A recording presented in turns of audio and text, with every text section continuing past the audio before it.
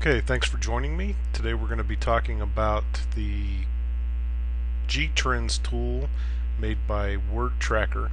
It really is an amazing tool, and I'll show you exactly why here. Just like I was talking about in the article, we're going to be looking at photography. So we'll type in photography into the keyword tool, click hit me. It will come up with a bunch of different keywords that have photography in them. So when you're looking to rank for just the word photography, what you want to do is look at all of the key phrases that people are searching for and the estimate number of searches that happen each day for those key phrases. So the first one we'll look at here is female photography. Now GTrends estimates that 22,344 people are searching for that term every day, but we'll see in just a moment why that's wrong.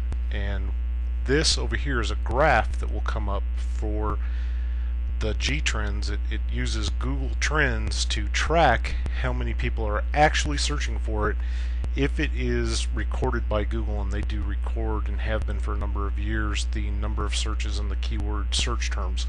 So we'll use these graphs to figure out where our best chance of ranking for a keyword is. So we'll take this first one, female photography, estimate again 22,000, and we'll see what the reality here is with Google when it comes up. It'll take it just a moment to load here, and we'll see that the estimate from Google is going to be far less than that 22,344 that keyword or that WordTracker is telling us about. So I'll put this video on pause for just a moment while that comes up.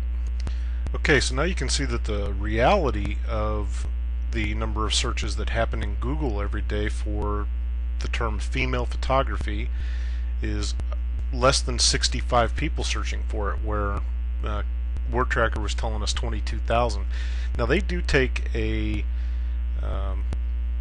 census of all of the search engines, not just Google, but Google with close to 70% of all the searches now gives us a pretty good accurate estimate of the real number of searches.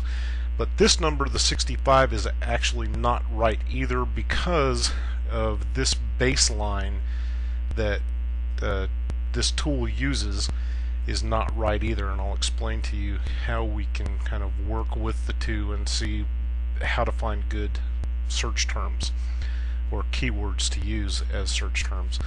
This one actually, while it's only 65, probably closer to 40 a day, maybe 30, has pretty low competition. 86,000 other websites that have female photography together in the website, so the competition is pretty low, but the actual searches is pretty low too. So we will take a look and see if we can find something a little bit better than that.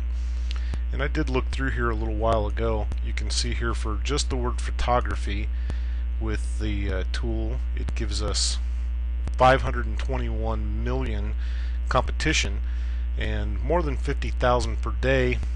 This we can't say is exactly accurate either, because I did hold the #1 position in Google for a keyword search that showed over 50,000, and the actual number was between 5,000 and 6,000 a day. So we can't say that this is completely accurate either, although obviously photography, a lot of people searching for the word photography, so this may be pretty close. But with the competition at 521 million, we're going to probably skip doing keyword searches for just photography. And I'll get down here and I'll show you a couple, but you can see how many it gives us. You know, art photography there, it gives us a whole slew of different things that people are searching for.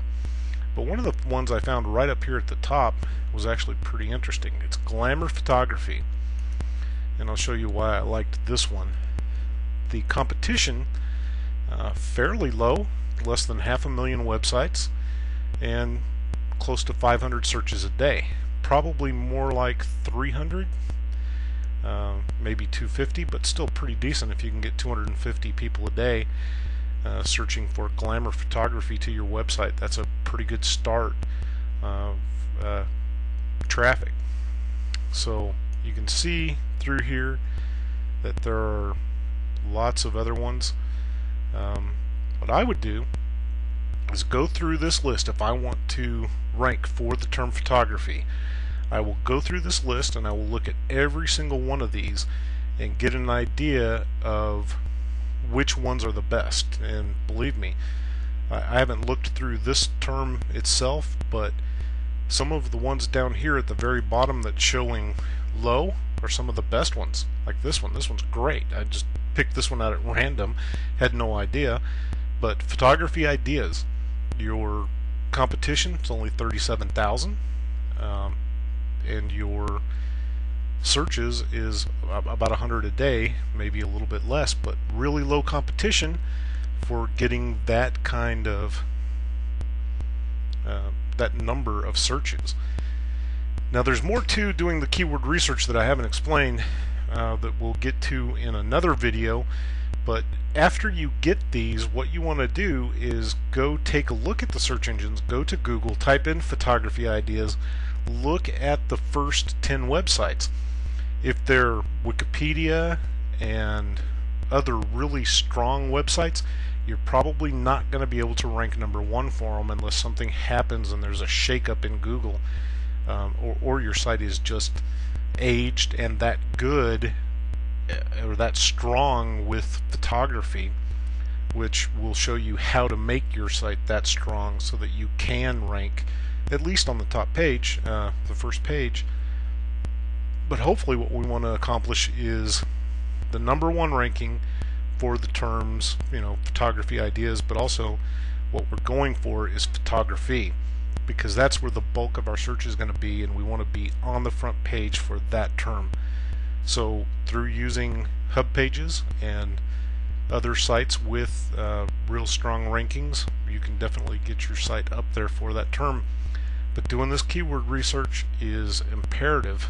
Finding things that people are actually searching for and writing the articles the right way, titling it photography ideas, titling it glamour photography. Doing it like that gives you a lot better chance of getting traffic not only to your hub page but eventually to your website. So I hope this video explains a lot more about doing keyword research, and I hope you get a little bit out of it. Thanks for listening.